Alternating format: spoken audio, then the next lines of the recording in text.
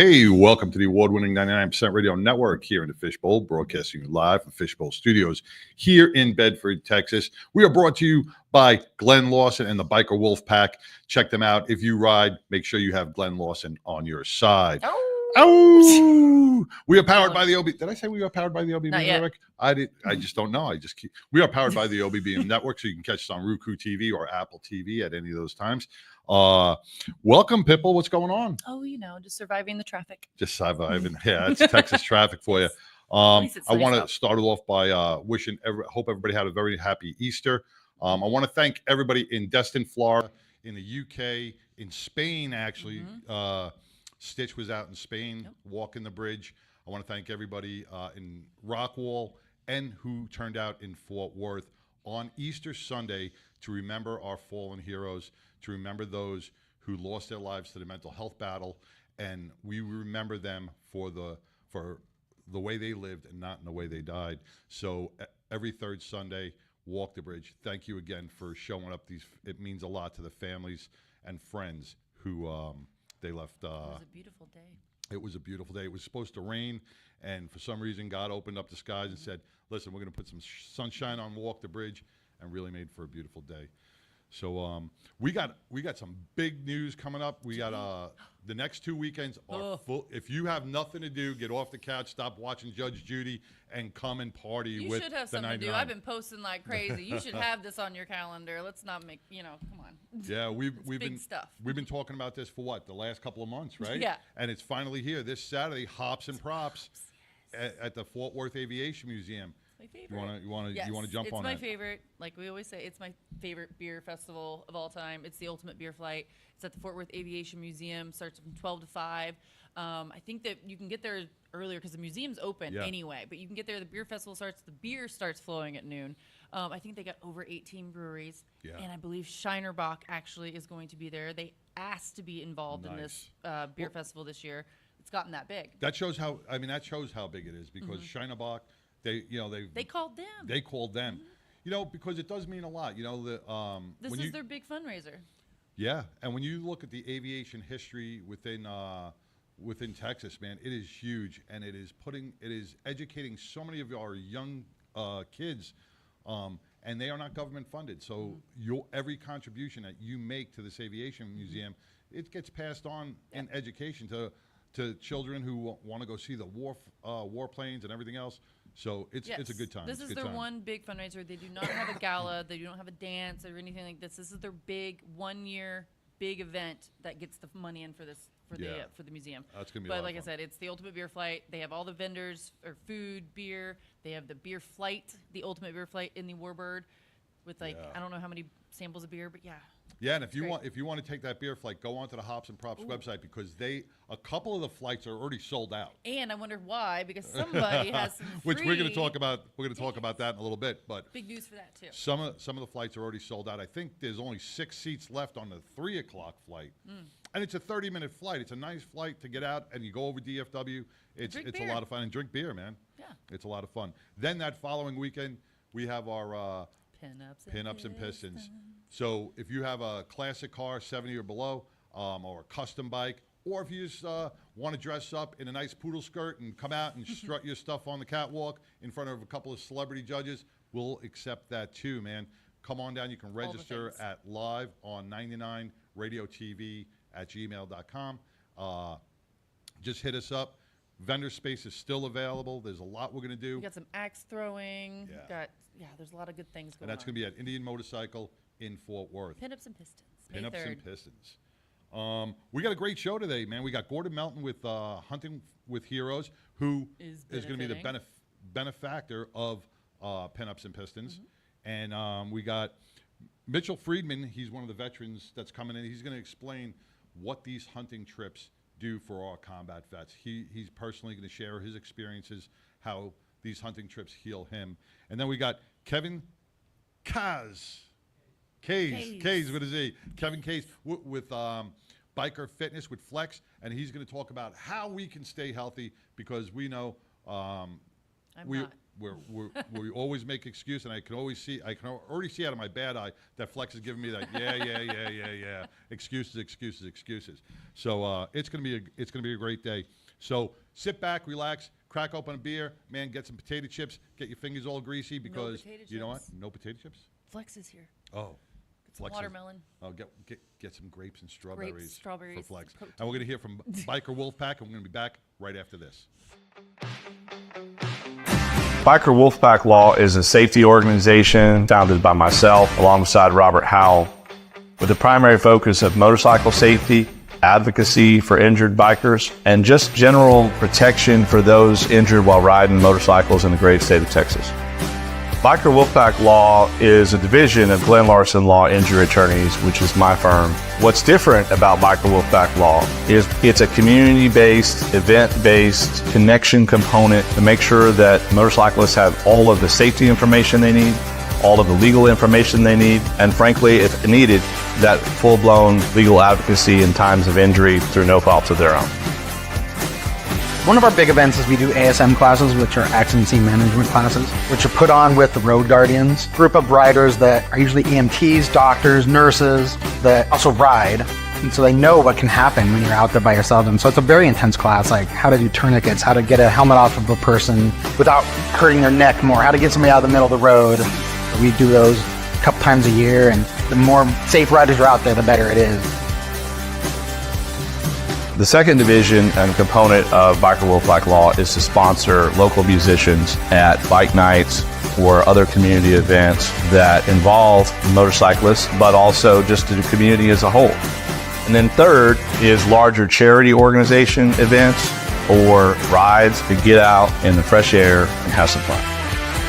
What I love most about representing bikers and motorcyclists across the great state of Texas is really one thing.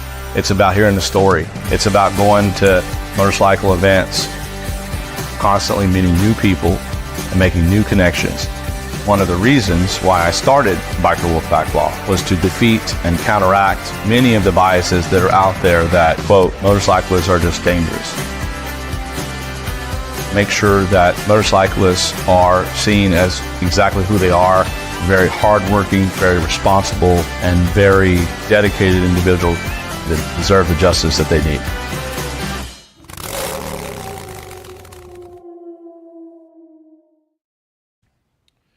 Hey, welcome back to the 99% Radio Network here in the Fishbowl, man. Welcome, Glen. Appreciate it. And, you know, Glen Larson, one of our title sponsors for the Biker Wolfpack.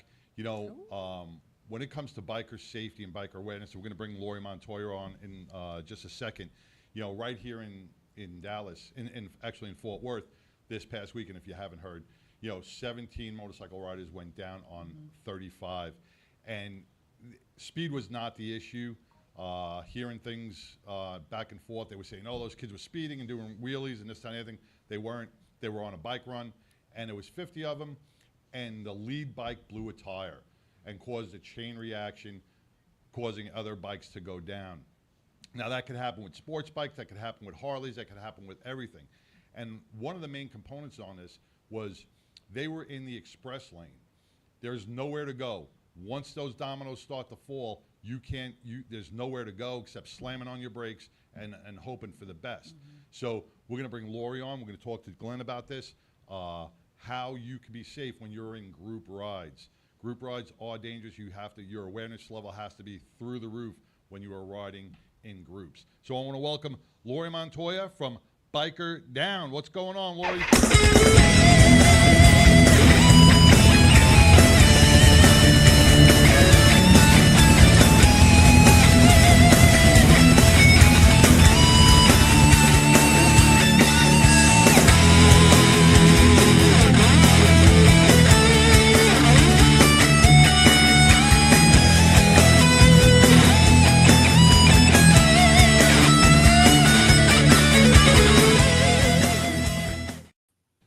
Hey guys, how are you? Hey. Doing good. Where are you today, Waldo? I'm in Denver. I don't go anywhere until May 8th. Oh, man. All right. So yeah. Well, Laurie, welcome to the show again. I know you were posting it about those 17 bikers that went down. Any thoughts on that? I hate to say this, but I was glad it was tire pressure. We talked about that last week. There's, that's something that can be rectified moving forward. I'm glad it wasn't a car. I mean, and this is a terrible conversation. I'm glad it wasn't a car. I'm glad it wasn't a distracted driver. This was what we call an accident. What Right. I call people driving distracted, I call those crashes because those people made a choice.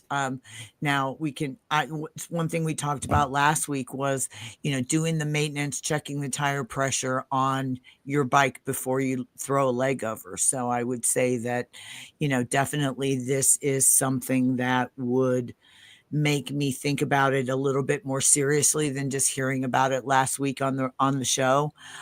This is a perfect example of I am my brother's keeper. And so I'm going to take those few extra minutes to check my oil, check my bike if it's not sounding right and things like that, to make sure that if I'm in a ride that I'm not endangering someone else. And he certainly didn't mean to do it. And, as I said, it was an accident. And I'm really I didn't know we were going to talk about it. I was hoping we would. And I'm just really glad that I don't believe we had any fatalities, obviously serious accidents or serious injuries. We had we did have some serious injuries. I think 5 or 6 of them were, critical.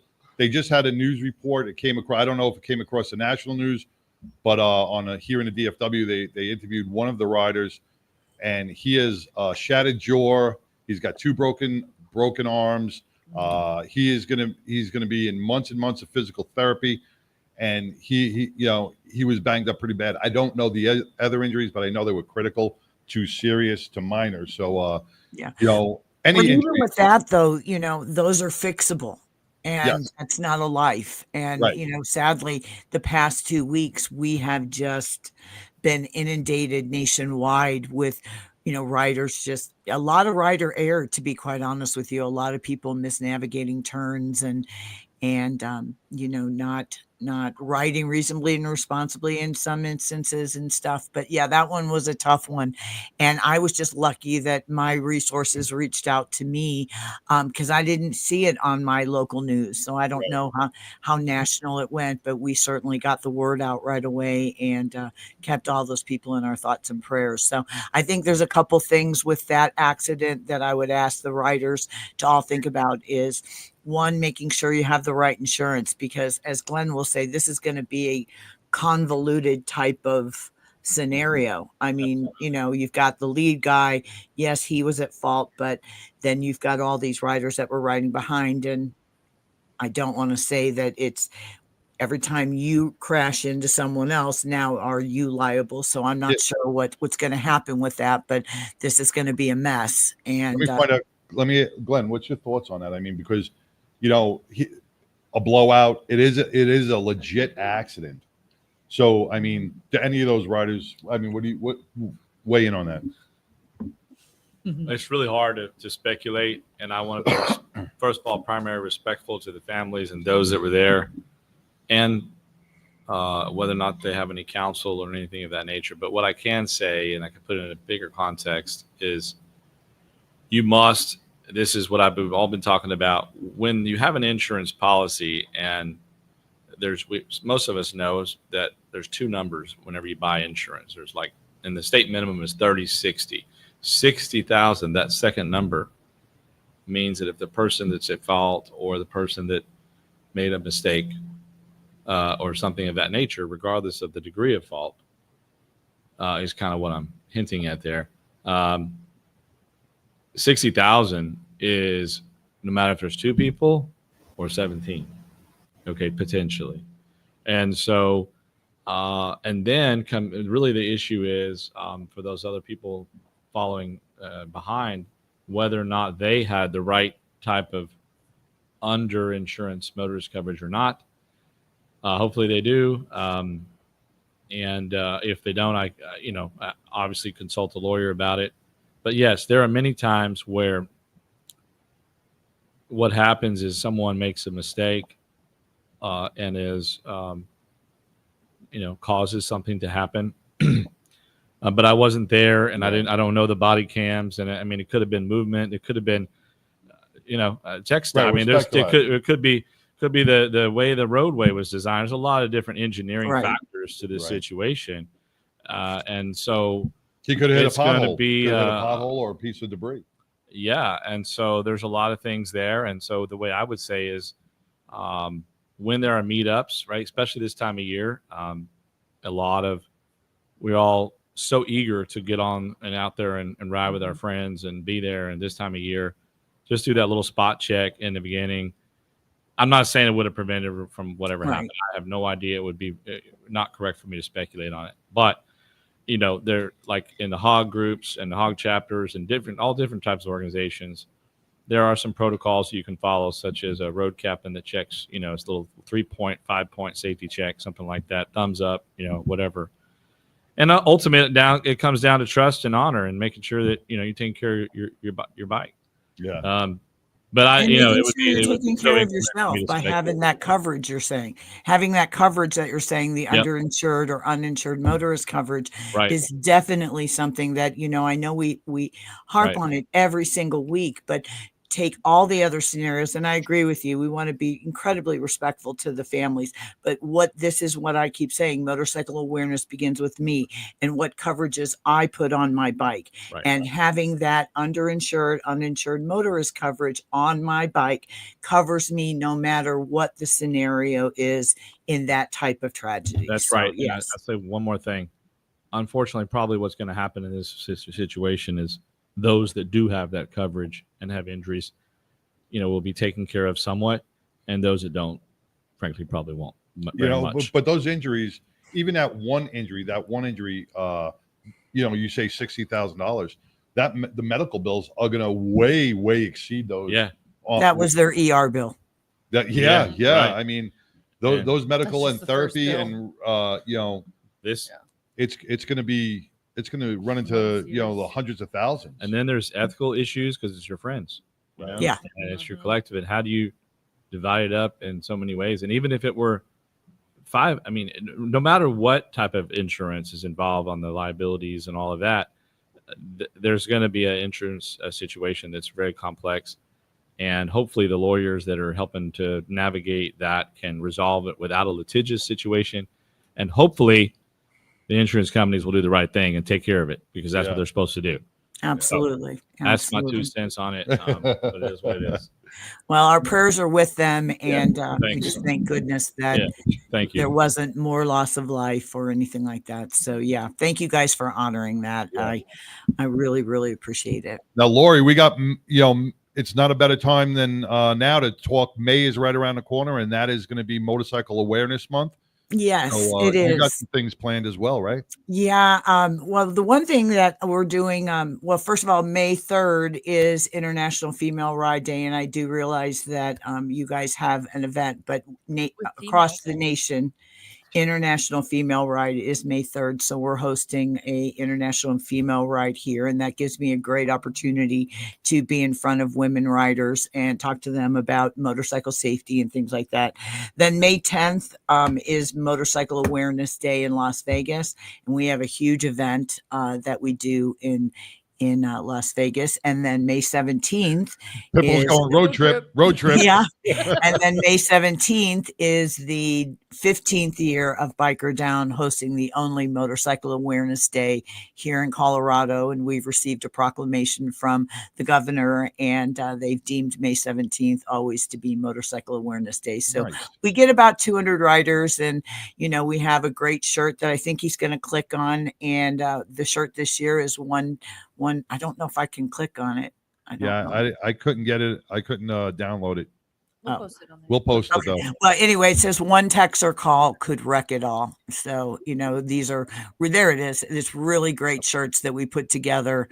And it's something that people wear all the time. So, there are event t-shirts that, you get them and they're great, but you probably don't wear them again. And these are something that I'm very proud that we see. Those are nice shirts. I would wear those again. Yeah, Those are really yeah. nice. Those are nice jerseys. Yeah, and I did a really light one, so you can order one. I go to Biker Down. You can order one. We'll ship it out to you. You guys have some coming, but the big thing that we wanted to talk about is I kind of approached you guys with what could we collectively do as community partners to help the riding community during Motorcycle Awareness Month, and we're going to do a free helmet giveaway. And so what we're going to do is I've posted the link, but I'm sure we'll repost it again. All you have to do is get on and sign up, and we're going to draw a winner on the 7th of May at the next episode that we do together. And we'll figure out how we're going to get, whether we're going to get you to the studio, but we want to get you a helmet that when you go in, you're going to get properly sized, because I feel that that's very, very important when you're considering wearing a helmet and you live in a state where it's an option. But many of you guys are riding out of the state of Texas where it might be mandatory. And so having a really good helmet and one that's properly sized, just because it fits doesn't mean that's the right helmet for you. I'm a woman and I used to snowmobile, and I hate helmets because they're heavy. And so I got a carbon fiber one that was much lighter and had the venting and things, and the visor that comes down, so I don't have to wear sunglasses and things like that. So I'm really, really honored that you guys are going to work with us to do that. I've talked to Break Free. Remember the helmet light? Yep. We were just talking about that. We were just talking about Break Free helmets because one of my friends, she's on here right now, Cynthia. She's also one of my buddies. She rode over to my house in my garage bar, and she had it on, and she was talking to all the guys in the garage about how she loved her light and was demonstrating it and everything. So we're going to talk to Alex about donating some for Texas, Colorado, and Las Vegas. I'm going to be sending you guys trauma kits and sending you some t-shirts. So not only do you win a helmet, but you're also going to get a motorcycle awareness t-shirt like you saw. And it's going to have Biker Down on the sides and things like that. And if I could get some transfers of Glen, I'll put Glen on there too.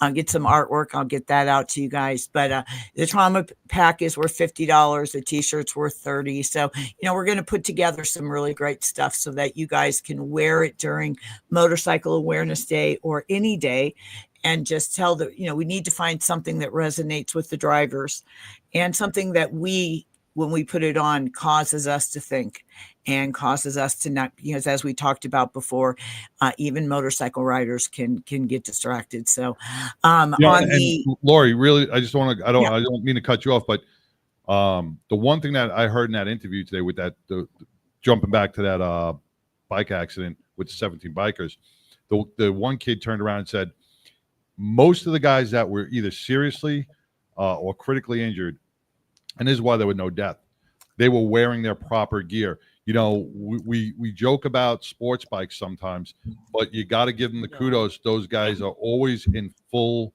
leathers. They dress for the slide, not the ride. Right. No matter what. Street bike riders can go to NBT Clothing or Tobacco Motorwear, and they make Kevlar jeans, and they're going to sticker shock you when you go to buy the jeans, but they're going to protect you from the road rash that you're going to incur.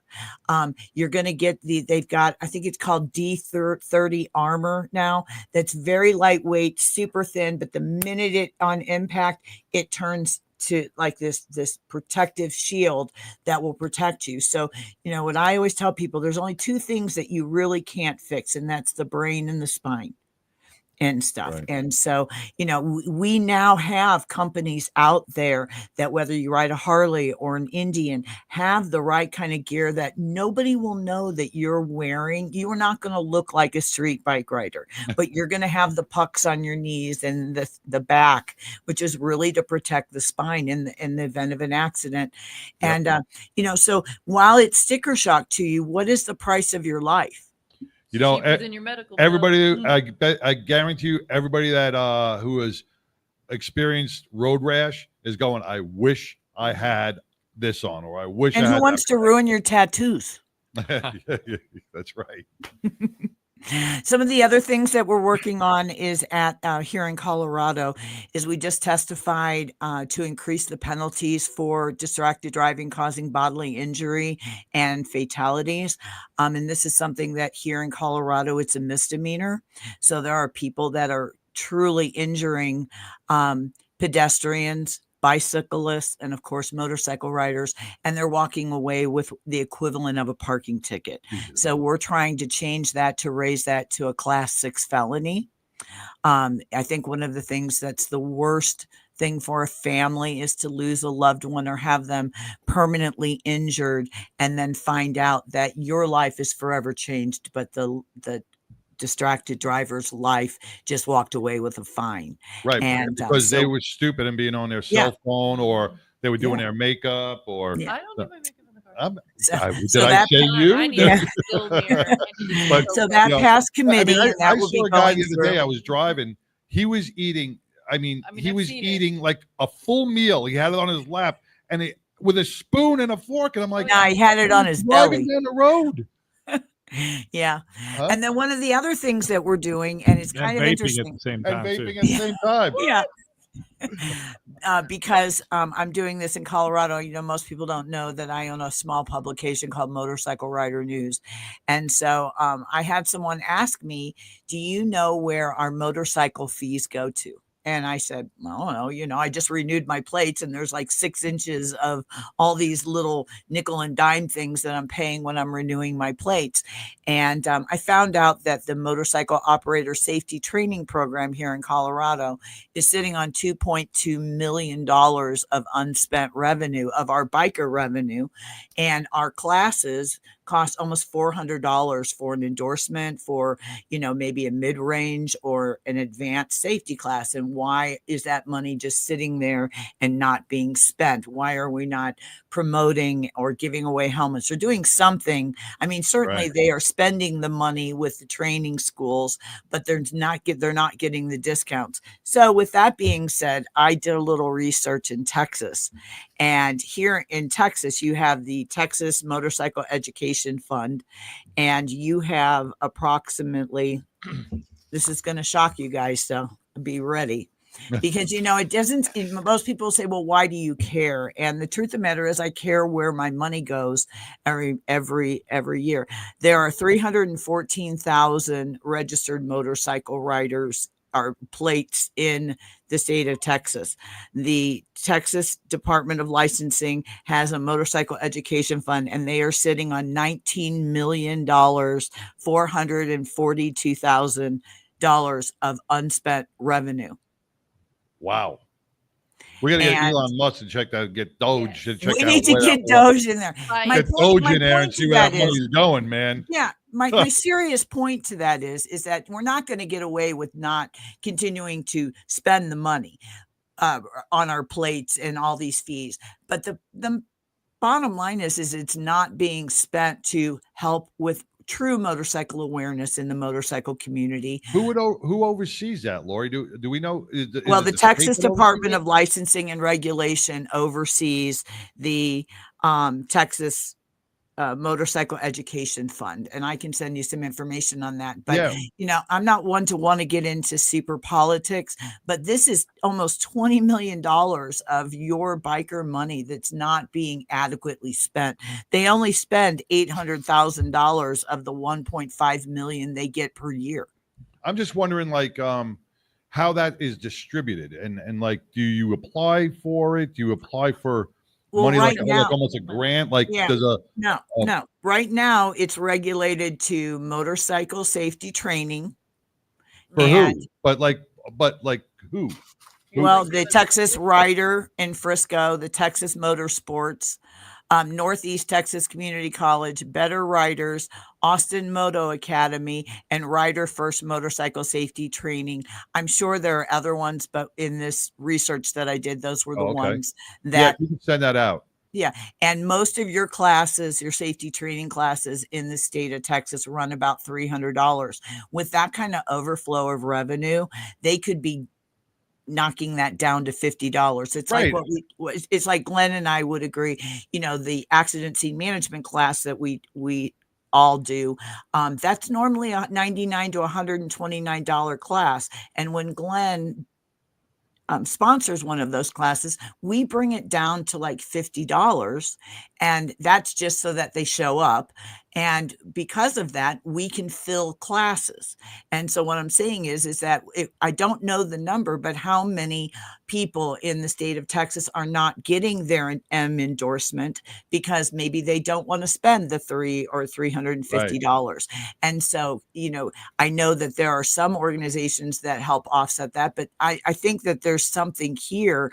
And again, it's not my state per se, but one thing in Colorado led me, and I was shocked with 2.2 million being sitting there, and I was super shocked at $19 million sitting somewhere in a fund. And the problem is that if we fight too hard, then they might demolish the fund and then just put it into the general fund. And that's kind of what we're fighting here in Colorado.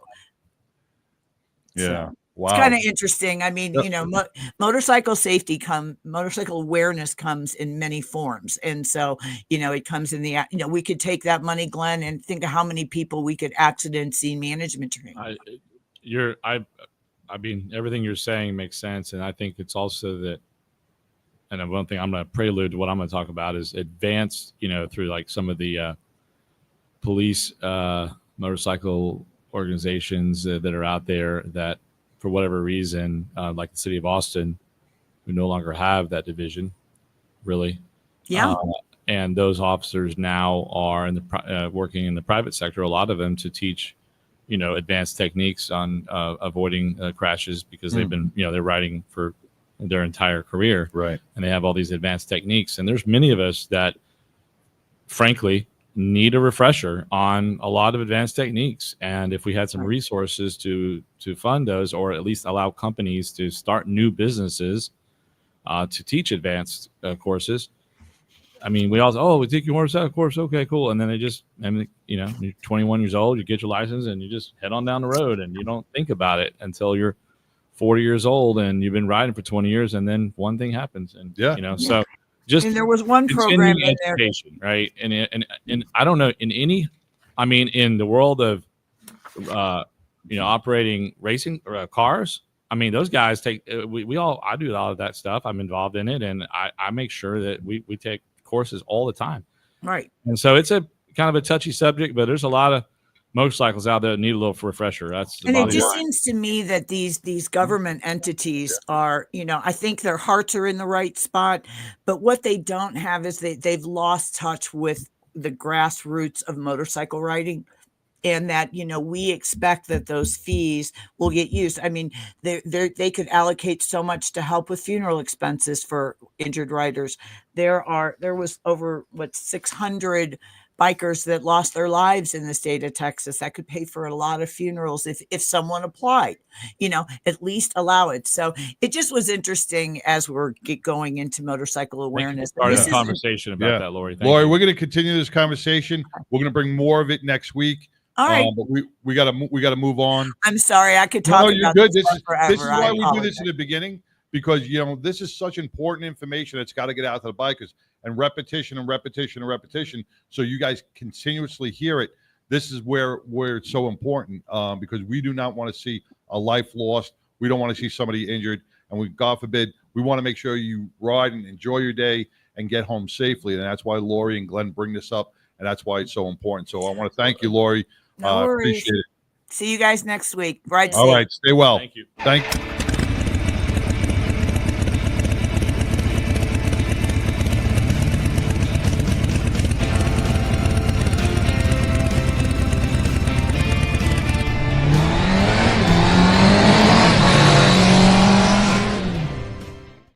All right, we are back, man. That was a deep conversation that every motorcycle rider should be having with themselves each and every day. Glenn, I don't want to get back into this topic. I know you got a lot of stuff to bring up real quick.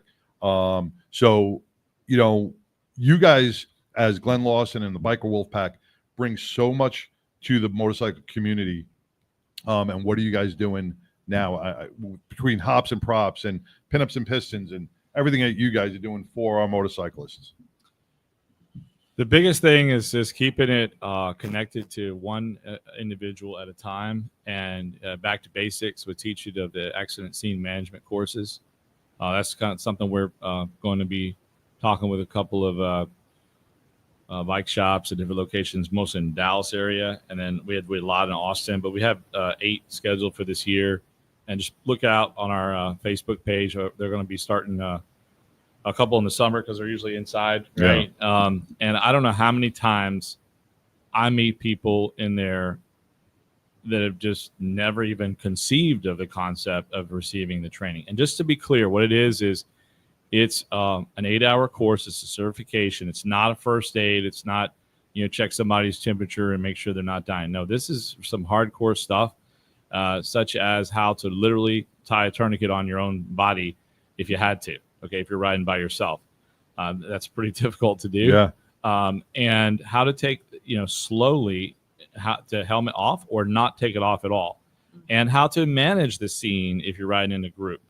When, they teach all of that. So no more accidents occur, right? No. Prevent as much as you can. It doesn't always happen. I've been riding for over 20 years. I've never taken one of these classes. And you got to do it. It's informative. You got to do it. And they teach so many shock sensations. Just basically, and then there's an advanced course, which is similar to, my daughters are involved in this. There's these organizations that do what are called wilderness first responders through the U.S. Forestry Service. It's basically the equivalent of what the ski patrol knows on mountains and that level of training. It's semi-paramedic. It's not to that level, of course, but it's an entry to that world and that type of knowledge and that type of base. So you get a lot of information, and you can use it in any setting, right? You're not just, you can use it in, if something happens in your own personal life, in a motor vehicle, it happens all the time. Such as I'm a boy mom. I know all the training. Yeah, like basically one of the main things to be aware of is that case where someone is injured, but they're showing some signs of a head injury. Mm-hmm. We talk about that in those classes. So that's the number one thing that we can do is just keep it's about 25 to 30 people per class. We usually subsidize about 90% of it. And folks come and have a lunch and a good time. And if you're a member of a club or an organization, you want to just reach out, we're more than willing to just host your whole club and make it happen. So it's pretty straightforward and simple. We use a variety of teachers that teach it. The teachers are all nurses or physicians, usually from different groups that are also riding motorcycles themselves. They're not just nurses. They actually do ride. So they teach a very comprehensive. And then the advanced course is really advanced, and there's a lot of life lessons that you learn along the way. Yeah, it's definitely a class that you have to take, and maybe somewhere down the line in 99 and Glen, maybe we can put one together. That would be great as a team and sponsor it and do what we can. Sure. The other things we got going on. Go is down in Austin, we got a lot of May is just packed, so. We're super excited at the Radio Coffee Shop there in Austin. We're going to be doing the Texas Hills Motorcycle Show. We're going to be title sponsors of that for that group. Hill Country, if you're coming down to ride, from the DFW area, stop in Austin and see us there. And then most importantly, we're working on it, but a little teaser, we're going to be giving out some tickets, hopefully quite a few of them, to the King of the Baggers race that's going on in September at the Coda track. And I love motorcycle racing, any type of it. Doesn't matter if it's a Ducati or a Harley or whatever. If it's around the track and people are having fun. Very cool. Because those guys wreck and guess what? They survive somehow. I don't know how, but they do. At high speeds. So, right. Yeah. It's a very interesting. Proper gear. She said it. So, and a shout out to that. I don't know what the name of it, Tobacco Clothing or whatever. I saw them at SEMA, one of the conferences in Vegas, and they were showcasing a lot of their gear for clothing that doesn't look like you're gonna have a situation. None of that fancy gear, right? But it looks like good product. So I told Robert to get some of that. But bottom line, we've got a lot of events, and the main thing is we'd love to see y'all at our accident scene management courses we're going to be sponsoring. And then lastly, one little piece of information. On an injury note, if you are suffering from, unfortunately, from hepatitis A or anything of that nature, and you've been exposed to contaminated water and live near military institutions, you need to reach out to us immediately. And especially if you have two other symptoms or two other diagnoses, one being kidney cancer and one being testicular cancer, that is related to polyfluoroalkyl that's in the waters next to firefighting stations and or military bases, and unfortunately in a lot of the groundwater that we all drink. And it's there, and it was caused by 3M many years ago, and it's well known. It's admitted. It's under deposition testimony, and we're still taking those cases. The window for those cases are closing. It's called a mass tort campaign. It's a mass effort across the United States to hold corporate America accountable. I'm so passionate about it, I can't even speak about it. So, and if you want to know more about it, you got to give Glen a call, and he'll get you more informed on that. Thank you. We're going to see you, and actually, you can come to Hops and Props, or you can come to Pinups and Pistons. Oh yeah. The next 2 weeks. Meet with Glen, meet with his staff. They will have a sponsor tent there, and you can discuss anything that we discuss. I'll be there, show. and if you need to pick my brain on anything, I'll be there, and several of our team members will be there. And I forgot to say, super excited that we're going to be giving away 2 beer flights up in the air. 2 beer flights. Ultimate beer flights. So got to be there, got to be physically present, got to enter our little contest we got going on there. Stop by our booth, enter your information, and win a chance to go up in a really nice experience and on us. That's huge. You and a that's friend. Huge, man. That is really amazing.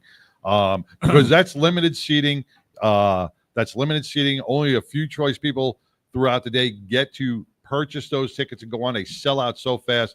Glen's got some tickets that he's willing to give away, and that is going to be something that you're going to be talking about forever, getting up on that beer flight for Hops and Props. Absolutely. And it's a 30-minute ride. It's like $170 value. Yeah, it's $175. Yeah, it's a huge prize, and you get to fly around DFW and drink beer and they take you over Texas Stadium. They take you over everything, man. It's great. Yeah. It's going to be a great day. We're going to be interviewing your driver also that's with you to make sure that you can drive home safely. Just FYI. Without a doubt. Once again, speaking about really good gear, and we were fortunate enough to kind of team up a little bit, and we're going to do some further teaming up with Leather Up out of New York, and they also have some warehouses here. Motorcycle Mayhem, Johnny Rizzo, Johnny Steaks got us all connected with them, and they're going to be sending out some vests for us. So check out Leather Up for all your biker needs as well. We'll play their video in a minute, but we're going to bring in some. We talk about gear, we talk about safety, but we don't talk about our health. That's one thing that we always kind of just push to the race side, but don't bring up. Yeah. But we're going to talk about that coming up after this Leather Up commercial. We're going to bring up Flex with Biker Health and his guest Ken, and we're going to talk about how to stay healthy during the ride as well. Stay tuned. Leather Up will keep you safe while looking great with a huge selection of armored and casual flannel shirts. From beaded to sleeveless, Leather Up's got badass gear for all riders and all seasons. Leather Up with 3.5 million customers since 1999. Iconic biker brands like Milwaukee Leather and Hot Leathers to give you the largest selections anywhere. Comfort, variety, classic styling, and affordability with free same-day shipping on orders over $100. Visit leatherup.com and use the promo code MAYHEM for 20% off.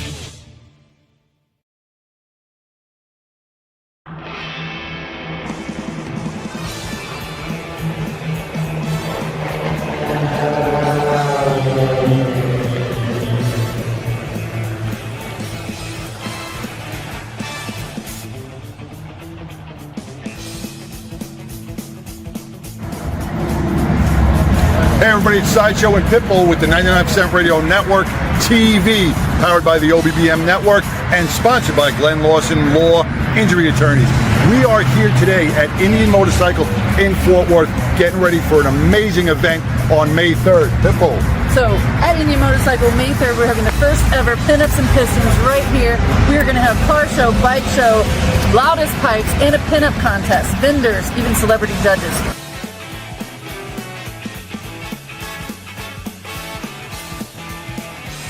You don't want to miss this. And a Warbird helicopter. We got a helicopter coming. Indian is so big on our veterans. They are really empowering. They want to make sure that they can do everything for our veterans. And this year, our title beneficiary is going to be Hunting with Soldiers. Hunting with Soldiers takes our combat veterans on fishing and hunting trips across the country to give them the healing network that they need amongst themselves. So money raised from this event will go directly to Hunting with Soldiers. Let's take a walk inside Indian and meet some of the people. So we are inside Indian Motorcycle where, you know, as you can see, some of the most amazing bikes available. And when we spoke with Yolanda, there are so many veteran opportunities to get yourself a motorcycle that day or any other day, because they give many veteran discounts and incentives. So people, I mean, this really ties into the whole Battling Betty vintage thing, because a lot of these motorcycles I mean, look at the are pictures. very vintage. Look at all the vintage pictures too. I love it.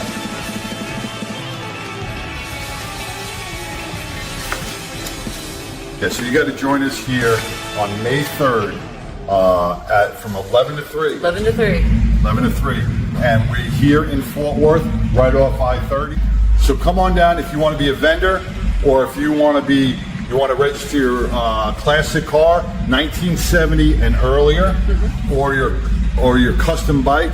Come on down, hit us up. Be a vendor, food truck, anything like that. Email us at live@99radio. Wait, shoot, what's our email? Live on 99 network. I'll put it on the thing. We'll edit that out. And Edit that out. classy pinup. Hold on, I got our email. And do a classy pinup. Radio. Oh yes, you're gonna edit all that. See, I knew that card would come in handy. So if you want to be a pinup vendor, register your classic car or motorcycle. You're going to email us. You can get a hold of us on Facebook, or you can get a hold of us at liveon99radiotv.com. Yeah, we want to see you. Come on out and support our veterans. Come out and support Indian Motorcycle, and come out and just support all our vendors and everybody that's going to have a great time. So catch us every Wednesday from 3 to 5 on FBR.us or on the OBBM network, Roku, and Apple TV. Until next Wednesday.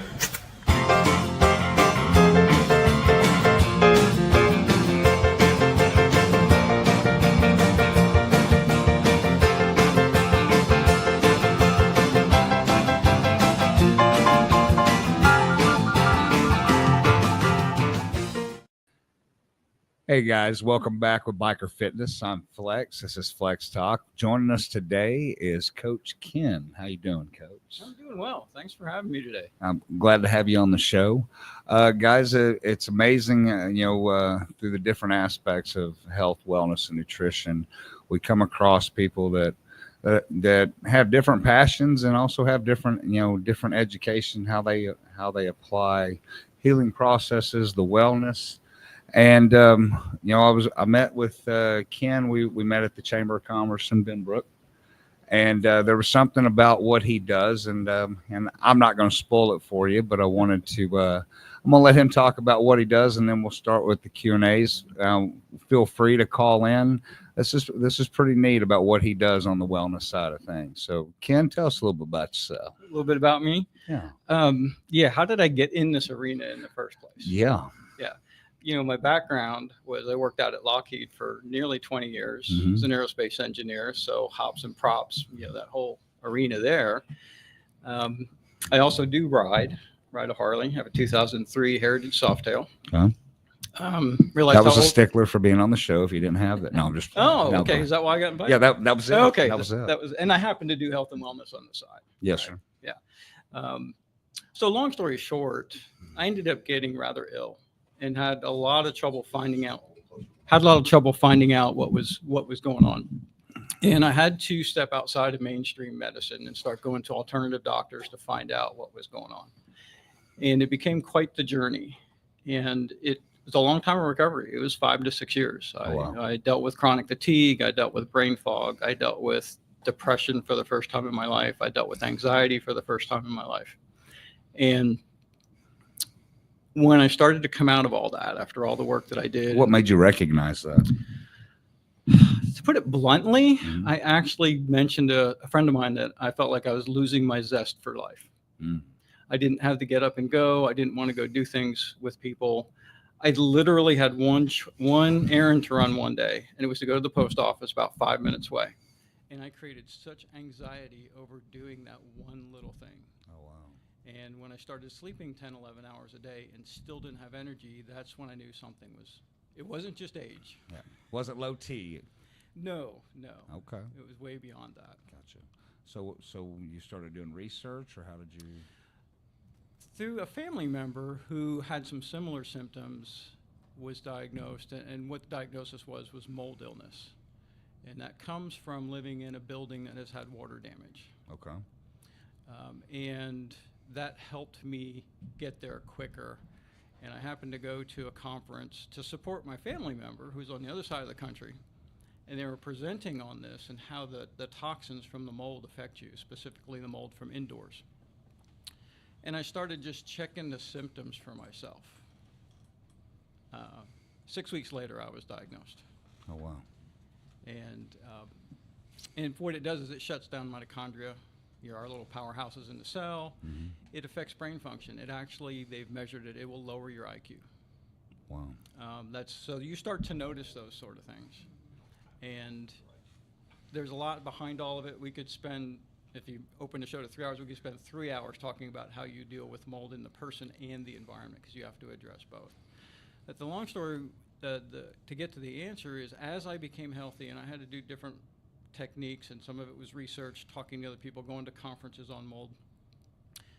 At that time, I had started a consulting business. So I was working with small companies. Oh. And the epiphany came, I still remember where I was sitting when it came, is I need to help people get healthy and not help businesses get healthy. And help people get through their journeys quicker than I was able to get through them, and with better tools. Okay. Yeah. And you found this way opposed to conventional. What's been your results on that, and what's continue to have passion moving forward? Oh, the passion is seeing people get healthy, right? The folks that typically come to me, they're dealing with chronic fatigue, brain fog, gut issues, so bloating, diarrhea, constipation, and they're not getting answers from Western medicine. They're getting things to help them manage symptoms. Okay. And what lights me up is to work with someone, and within a month, they start to see positive changes. I wonder how many of our viewers have ever dealt with any of that. What do you think? Yeah, you have, Glenn? Just to chime in, a lot of the symptoms that you're talking about too, fatigue, no energy, post-traumatic stress, mimic the same exact symptoms. If you have any questions, you can call us at 214-556-6239, 214-556-6239. I can't imagine how many people just here probably in this room have felt this, and we don't know that if we are being poisoned by mold, how many leaks are in the buildings that you work in for 20 years, or the precincts, or the firehouses, or going overseas as military, the stuff that you're exposed to. Oh yeah, and Pitbull, it was chronic fatigue. It wasn't fatigue from smoking chronic. Is what I was talking about. I didn't know if you were confused, girl. Okay, make sure we're on the same page. Thanks for clearing that up. Okay, as long as we're on the same page. All right, we're back to Coach Ken now. I want to make sure she wasn't confused. All right. All right. So talk more about your chakras. Talk about the energy. How do you help people with that? Because I found that pretty fascinating. Okay, so those are some other tools that I bring in, along with dealing with the physical aspect of how do we get the things out of your body that don't belong. You mentioned, different things can cause the fatigue. Absolutely, and we're exposed to so many toxins. And what I found, talking with lots of other practitioners, is you also want to address the emotional side and the energetic side. When you mention PTSD, my mind goes to, yes, we work on the conscious side with that, but we actually can trap that negative energy on a cellular level from both physical and emotional trauma. And consciously, we don't know it's there. Subconsciously, it's there. And that can cause different changes in emotion and mood. It can cause physical pain. And there's actually techniques out there to identify and release that trapped energy, even though the person doesn't realize that it's there. Because I think some of us actually use the motorcycle as our outlet, as our euphoria, as our escape. What about you? Absolutely. Yeah. Wind therapy. Absolutely. Agreed. Yeah. We all feel certain things. I was diagnosed with post-traumatic stress 3.5 years ago, and I'm feeling those things. So, like I said, what you're bringing in general nutritional health by eating right, a correct diet, even working out with Flex, these things will regenerate the cells. These things will put you into a different mindset and start to heal you gradually. And before you know it, you're like, wow, I'm feeling a lot better. I'm eating healthier. I'm not putting all these toxins in my body. I'm flushing all those toxins out. What's the best way to actually flush some of those negative toxins out of your body? Yeah. And Kate, you were talking about something, Coach, as far as those that exhausted other measures, talking with the doctors, things of that nature. Expand on that, what we were talking about, as far as when they were looking for questions or they were frustrated by the time they're coming to you, they're at this point. What was that on some of your clients that you've had in the past? People coming in, I'm trying to think of some of those. I've helped people. Now, I can't help as a coach. They still have to go back through their doctor to reduce their medications. But people coming in taking something for anxiety, something for depression, somebody taking stuff for cholesterol. By doing all the different things and what you do, lifestyle, diet is a huge part. My part is, how do I get the stuff out of your body that doesn't belong and get it out safely? Because there's so many chemicals that have been made since World War II, say 86,000 chemicals made in the U.S. alone. They don't have to be proven safe. They just need to be registered. Now, how often and how long would somebody need to work or should work with you to kind of feel those results or get those kind of results or understand the system process? I ask for a verbal to commit for 4 months. Okay. As a minimum, to be able to move the needle enough that they can see what's going on. Most people see something in a month, but I can't promise that. I can't guarantee anything. But what should they expect to see in that 4 months? Overall. If they have low energy, their energy should start to come up. If they're having gut issues, they should start to subside. Whatever their symptoms are, because the programs are customized based on what you're dealing with and what order we go after things. When someone comes in, I will be honest, some people, it's a year-long journey. Okay. To do all the work and get to where they feel good again. They don't need to be taking the supplements. They may have been able to get off of their medications. Gotcha. Well, Coach Ken, it's amazing to see that there's so many different aspects of being in the wellness arena, where it's not a cookie cutter approach to take care of our society. Yeah. But coming on, letting us know what you do. Now tell us where they can find you and how to get in touch with you. Sure, absolutely. So the name of my business is Rabbit Hole Health Coaching. Okay. Why? Because chasing your health can be like going down the rabbit hole. Okay. And so the website's rabbitholehealthcoaching.com. All right. Phone number is 866-570-1827. All right. And I work virtually. Phone number is 866-570-1527. And call him up for a consultation. And, if anybody, when you do try it out, feel free to call the show. Give us some feedback on it. Coach Ken, we appreciate you having you on the show. Thank you for coming out. Thanks for inviting me. Appreciate it, folks. Thank you. We're gonna have you back. It's just that we're running a little behind on time, but we're definitely gonna have you back, and we want to hear more about. Once again, health is all the most important thing. We want to extend our life, and Flex brings it to us each and every week, letting us know how we can extend our life and not shorten it by little changes we can make each and every day. So I want to thank you guys. Appreciate it. Thank you. Thank you. Coming up next, we got Gordon Melton and Mitchell with Hunting with Soldiers.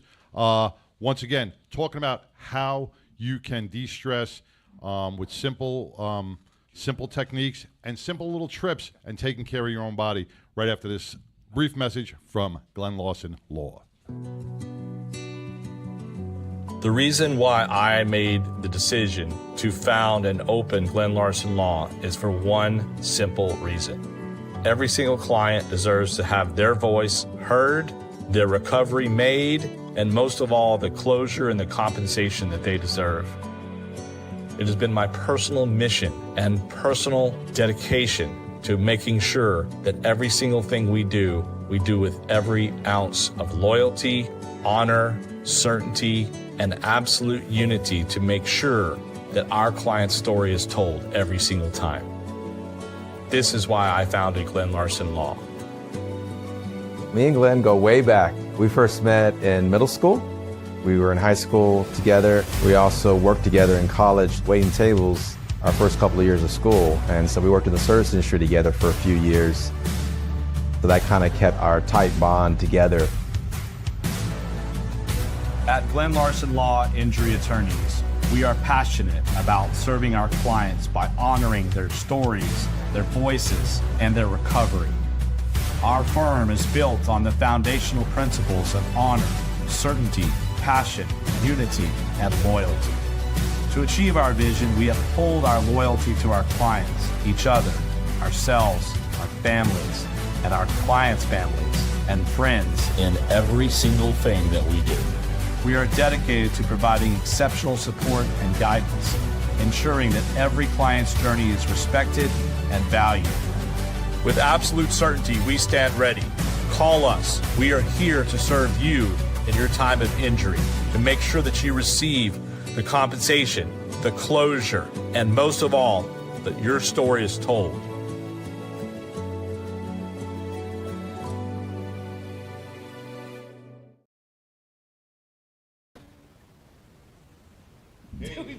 We like the points. Hey, welcome back to the 99% Radio Network here in the Fishbowl, man.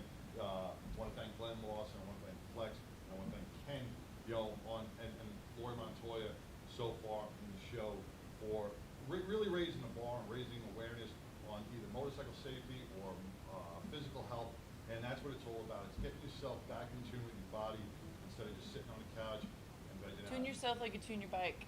Exactly, do your Just as once over, important. do a maintenance check, right? Yeah. You do a maintenance check. Yeah. I like that. Tune yourself like you Tune your bike. That's his Tune new, your that's bike. his new shirt slogan. There we go. And somebody who's been doing this for a long time, tuning other people's bodies and getting them out in nature. Mental health. Want to welcome Gordon Melten, founder of Hunting with Soldiers, and Mitchell Friedman. The Gator guy is what I'm told. Welcome, guys. Thank you for coming to the show. Thank you very much. Hunting with Soldiers, it's been a proven fact that getting out in nature, all our combat heroes out there who've really done so much for our country, and you give back to them by, they come back, Chaz Taylor put this out on his page the other day, and he turned around and says, we're all broken crayons. He goes, and that's okay, but we still color, right? And we can be broken. No matter we're allowed to be, but it doesn't mean we have to stay broken. We can get out there and do things to really enjoy life once You can again. break it all back down, melt it together, and rebuild yourself to a bright crayon. It's Right. funny you talk about broken crayons because we always talk about how the Marines. Marines eat crayons. It is we can be fixed. Maybe not the same way we were, but we can still have a normal life and still move on. And with Hunting with Soldiers, you provide that aspect of nature and bonding with other combat vets. Correct. We do all expense paid hunting and fishing adventures for combat veterans of all wars. We don't require any of them to be injured in combat because 98% of your veterans suicide never had a physical injury. It's the mental injury that we try to work on. We try to help. We try to heal because that's the injury. It's like a festering sore. If you don't try to fix it, it's going to eventually get you. Mm-hmm. And we always try to tell our veterans that PTSD is a war waged upon you by your demons, that no war has ever been won by one person. So we try to teach them that they need to reach out and get with others. I brought Mitchell with me today. For one thing, he's going to be representing us May 3rd. Oh, fantastic. At the event. Great. We'll be at Port Aransas. We got 4 combat vets taking their spouses to Port Aransas, so we'll be down there. And Mitchell, he's been out with us. He's been fishing with us. Matter of fact, we just did a striper fishing trip on Lake Texoma, which there was only 4 fish caught. I caught 2 of them. We catch any in our boat. Our boat was zeroed. And he's a big fisherman, so I feel pretty good. But no, we did a gator catching trip, not killing trip, catching trip. Nuisance gators. Right, and out of Beaumont, Texas, with Gator Country, and it was on the EarthX TV. It was on the called Gator Savers. It's episode 8, Pipe Dreams, and it's gonna air in about a week on EarthX. So you're jumping on gators? I'm picturing like you got bored literally, with noodling and you decided, I wish I should have noodling sent you guys boring. a picture. Yes, he literally got on there and got right behind the gator's head and grabbed him out, and another guy taped it up. And we jumped in like a drainage ditch and had to crawl in this drainage ditch in the mud. It even more difficult. Yeah, it's gonna air. I think another episode in a week on Channel 267 on DirecTV. It's funny you say this because I just saw a thing. I do like gator meat though. I just saw a thing on TikTok. It was from one of those ring cams. 2 gators trying to open up the back door. They were feeding them. It was like they were crawled in this backyard, and they said gators are getting smarter, and it was like trying to go into the screen door. It was like ringing the doorbell and falling back down. Now that's a nuisance gator. Well, we just did Turkey Fest in Henrietta, Texas. We had 4 combat veterans there, and one of our gator, yes, ma'am, it was digging it. they did big turkey hunt, and we had legs? 4 vets turkey hunting, and we had one of our veterans come down from Florida, and he brought some gator, and it sure was good. It's so good. It was very good. We took it out. We had a chuckle wagon. We had a chuckle wagon meal cooked by an authentic cowboy, and he wound up cooking the gator as well, and it was very, very good. But our goal is to try to save as many of the 20, from becoming the 22 a day as we can, and we do that through the outdoors. We do hunting and fishing and events. You change up the excursions each time. Like you might go elk hunting this time. You might go bass fishing. I want to go elk hunting. I want to go. No, we it doesn't matter what kind of animal it is. It's our trophy is getting them in the outdoors. Right. It's such as, for instance, if we post a deer hunt. It will only be posted as a deer hunt. It's not going to be posted as trophy buck. It's not going to be posted as doe or spike. It's the experience. Right. It's getting out there with others who are like-minded, because when they go to the psychiatrist, it's kind of equivalent to you talking to us guys about childbirth. We can sympathize, but we'll never understand. See, this hunt's like I hope we'll never understand. No. I still identify. Well, it depends on what side of the aisle you're on, because men can give birth in some people's eyes. What was that movie with Arnold Schwarzenegger? Yeah, no. But no, it's kind of like I get what you're saying. You're around like-minded people. It's like me going to the nail salon. I talk, she knows everything about me. But you go around with like-minded people. You're going hunting, you're hanging out, you're in the wilderness, you do overnight. How many days do you guys go out and stuff? We do anywhere from 2 to 4 days, but most time, it's 2 nights. We'll get there like on a Friday and leave on a Sunday. Sometimes we'll get there on a during weekdays. Nice. But it's more or less and it's an adventure, and when they leave there, they know that they now have a network to reach out to contact if the demons we call PTSD start to haunt them. Because when they leave, I didn't know Mitch from anything, a few years ago, but now I would call him brother. Yeah. And I'm proud to do that. Mitchell, tell us a little bit about yourself. I'm retired from the Army, 26 years in the Army. I was a military police officer, served in Afghanistan and Iraq. Wow. Haiti. Yeah. He is also, he was, you went green to gold, correct? I went green to gold, so I started out enlisted and finished up as an officer. So wow. Well, her dad's a retired colonel? Yeah, he was Army colonel, but retired lieutenant colonel. Yeah. I got arrested by the military police a few times on base when I was in high school. What base? I've been me. Fort Riley. Okay. I've been there. Fort Riley in like 97. I knew you looked familiar. It could have been me. I definitely had... Yeah, that was patrol a car fun back phone then. call. Like, you knew she looked pretty familiar, didn't you? Yeah, and then they're like, we're going to make you call your dad the colonel. They loved that. Anyway. That's the worst person Love you, want Dad. to call. Yo, look at me now. So Mitchell, what got you involved, or how did you get involved with hunting with soldiers? Did you hear about it? Like, what brought you connected? The first trip was up with Joe Franks, remember, up in North? Canadian. Yeah. Canadian, Texas. Yeah, so I did a hunt up there, and I think I tagged out like in a day. I shot 5 deer and really? a coyote and a hog. Ooh, but that's yeah, a good so hunt.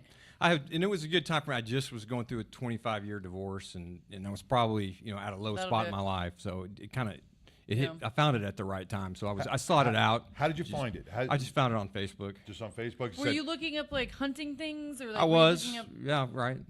And Well, after 25 years in a divorce, I want to kill something. I want to go out and hunt. Right. Well, that's exactly what my dad did after his divorce. He moved to Alaska I'm and gonna go lived shoot like on the something. land for a while, and yeah. It's not going to press charges. Well, that's the thing. They've got to realize. Suicide is a permanent solution to a temporary problem. Right. Yeah. And that is something that they've got to know. They've got to realize that whenever suicide never ends the pain, it transfers the pain to your family members. That is the best way I've heard that put, actually. Yeah. Yeah, because it is a temporary problem, and then you're leaving that all onto your family. You don't want to do that and put that burden on them. And I think you guys getting out there and getting everybody out there into nature, getting them out there, having like-minded people, even after they hunt, they can reach out to them anytime. It becomes a family. Exactly. Absolutely. And that's the thing is, and we have veterans that contact. They'll message us. They'll find our website, and they'll message us. How do we get on a hunt? I said, do you have Facebook? No, we don't have Facebook. Okay, we'll also post them on our website as well. Exact same time we post them on our website, we post them on Facebook. And that's how people find us, huntingwithsoldiers.org, or our Facebook group, Hunting with Soldiers. And that's where we list our trips at. And, They fill up fast. Yours trips fill up like immediate. That's what I was right? wondering, Usually they fill up pretty quick. Sometimes it all depends on what it is. And, talking like 6 months in advance? We Like, do, are we talking? we do hunts for, for combat veterans, just regular hunts. We do what we call sweat equity hunts, where they get out there, they'll hunt in the morning, they'll work for the landowner, do I like that. clear brush, fix feeders, whatever, and then they'll hunt in the evening. And we do fishing trips as well. We also do children of combat veteran hunts, because what better way for a combat veteran to heal than to get out there on a hunt with their kid? I like that. Yep. I like that. Because so many, we hear this so many times when a family member is dealing with post-traumatic stress, not only the spouse is feeling the pain, the children feel that pain. And they don't know how to process it. They take it in kinda on know this. what's going they on, but they they don't kind know of say what's it's my fault. Kids will always turn around and go, well, he doesn't love me, and it's got nothing to do with the child. It's got everything to do with the brain injury that the soldier or the first responder is endured, and kids just don't know. So to bring those kids out there, and they get to laugh and bonding share with with their dads or moms is a big thing. Well, the best thing is called the domino effect. I mean, you get this family, they're walking on eggshells around this veteran who's got PTSD. Next thing you know, this veteran comes on this trip. They realize, man, I can heal doing this. This feels great. To get home, the family heals as well. So the domino effect starts then. And that's the best way I can explain it. And just like Mitch, 25 years, marriage and a divorce, and he needed the outing. He needed something because his dominoes were falling. Well, Mitchell, like when 25 years, and you're being in the military, 2 deployments, being an MP, it takes a toll on the body. Definitely takes a toll on the body. And I hate to use the word post-traumatic stress disorder, PTSD. It's PTSI. It's an injury to the brain. We are not disordered by no means. The only reason it's called a disorder is so the medical books can bill it in Have the a code put to DM5, it. whatever it is, or DM6. So it's an injury to the brain that has changed us.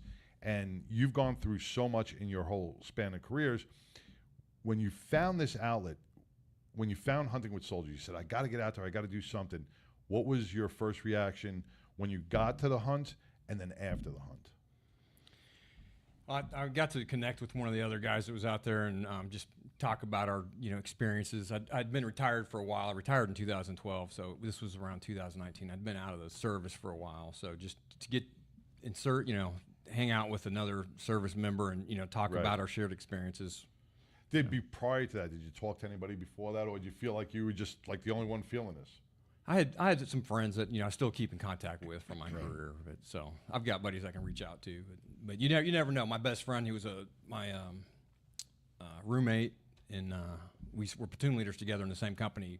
he killed himself, just out of the blue one day, and nobody saw it coming. Man. So you Usually don't. never know. Usually don't, because Yeah, one the ones thing that are quiet, you don't are the ones that do it. One thing we're advertising it. Right. First responders and military guys are really good at is hiding their stress levels. Right. I'm fine, I'm good, I'm and then a lot of people call it like the Robin Williams too. Like they'll put out a lot of like the humor and like a lot of things out to people, so they don't, because they don't want to be questioned about it. Right. Because they don't. They want to keep it secret. It's a silent killer amongst the communities. The first responder and there's Gabriel. I don't know who he is. Gabriel Sanchez. Your car warranty's calling. my car warranty. But it is, and it's something that sneaks up on you. And like you said, after 12 years, it doesn't matter how long you're retired. You could be retired for 20 years, and all of a sudden, one trigger, a smell, a sound, a touch, a face, a color, anything can re-trigger your brain, because your brain never forgets, and it just pulls that file and says, wow, you could smell something burning and go, that could bring you back to a bad time in your life while you're deployed. It's like music.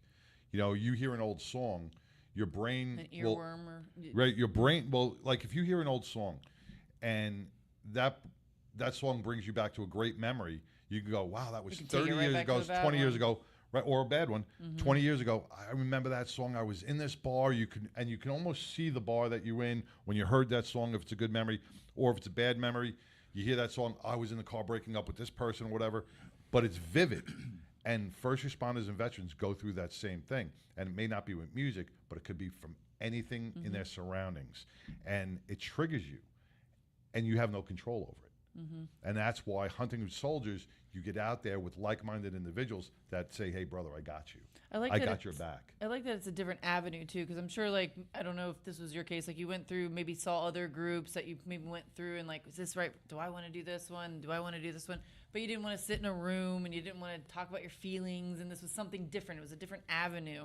So I like that there's different outreaches that have different things. You're not just sitting there like you feel like you're going, Some people are on the couch people. I'm not a social person. I'm not going to go in there like, hey, I'm open book. My mother hated me. I'm going to gradually go into it. I want to do something. I don't want to necessarily make it about that, but it will turn into a healing process. It's not like you're going into it like, I need to talk about my feelings. They might not ever bring up anything about anything. Well, that's the thing, is we never ask. Yeah. And you don't want to ask because you don't want to try to bring up their nightmares.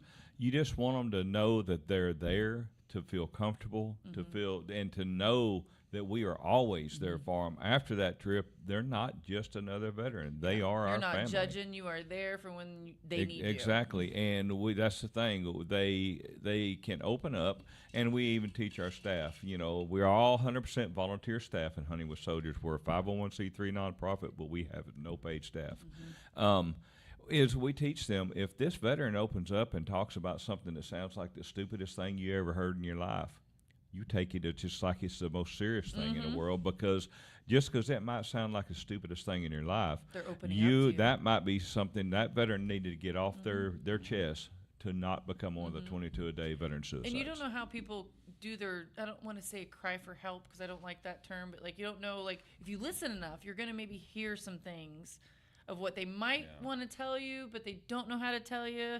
So they're opening up a little bit, so you catch a little bit of. I don't know if that makes sense. That makes 100% sense, because everybody uses like you're it saying, different. they might say something stupid, but it's not stupid. They're trying to get something out, but they just don't know how. But you're there to listen. Exactly. So now you made them feel comfortable enough to listen that they're gonna maybe share a little bit more that they need to. Exactly. Yeah. Waiting for Mitchell to weigh in on that, going, yeah. No, that's a great point, because we all have different avenues that we take. Some people have dark humor. Some people have, they'll go into dark humor, or they'll talk about blood and guts, and it's their way of kind of vomiting that trauma, or whatever outlet they use. That's the perfect segue for what these hunting trips are all about, because you can start to read people.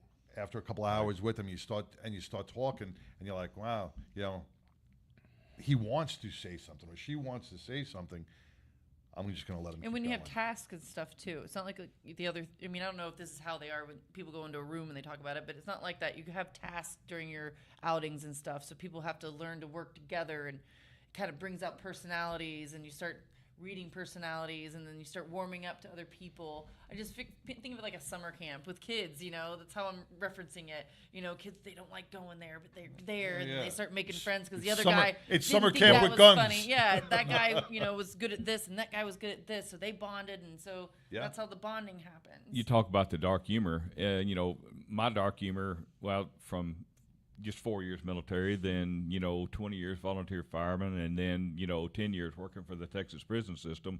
I have a very demented sense of humor. So that's why we have you on the show. But you know, just being in the prison system.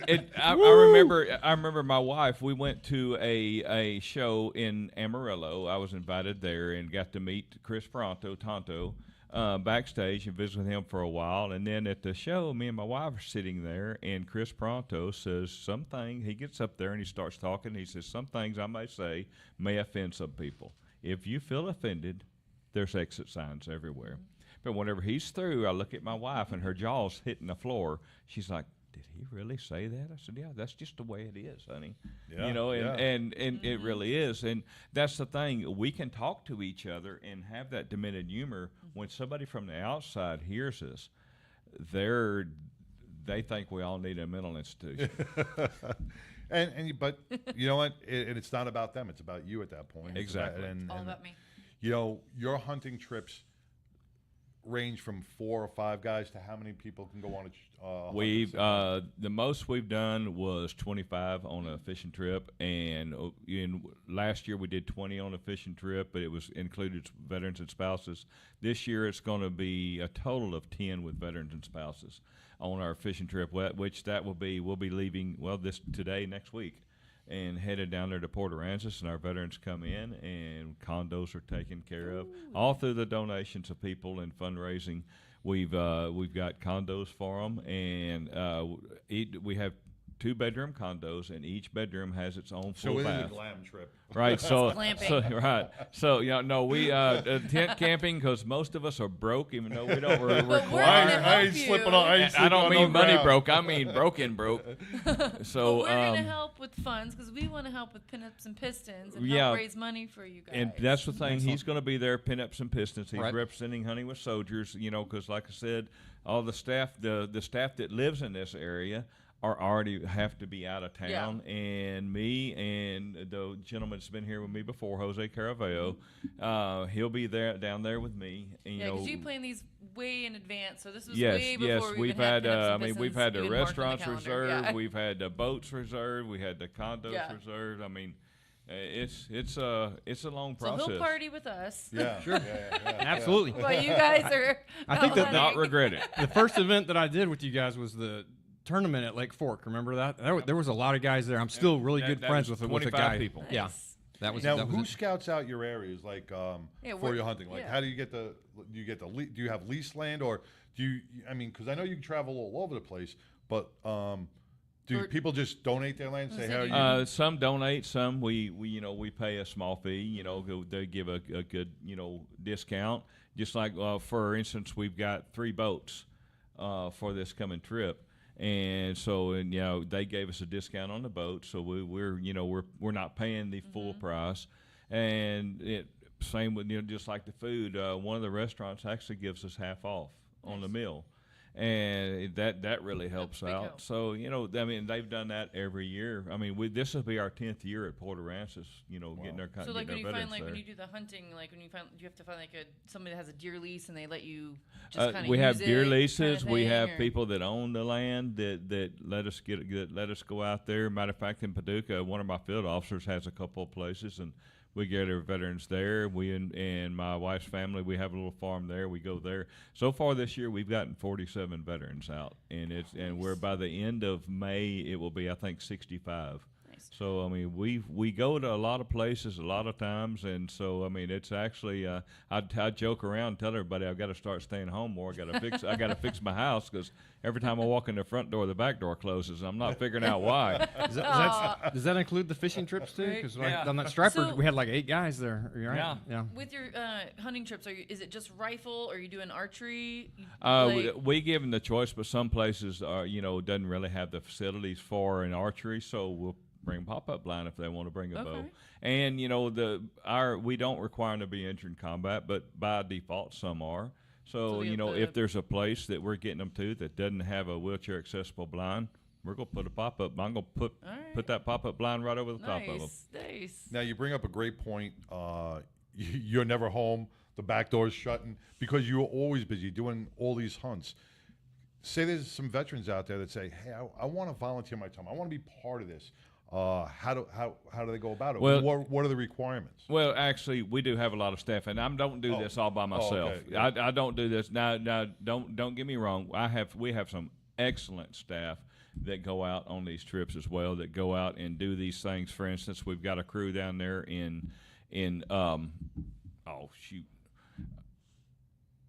dadgummit, Silsbee, Texas. Somewhere in Southeast Texas. Yeah, Silsbee, Texas, and they'll be up there in the same weekend we're at Port Aransas. They're going to be in Llano, Texas, for a hog hunt / possible turkey / also probably fishing as well. I want to volunteer for a hunt. So I mean, this is so we no have girls allowed.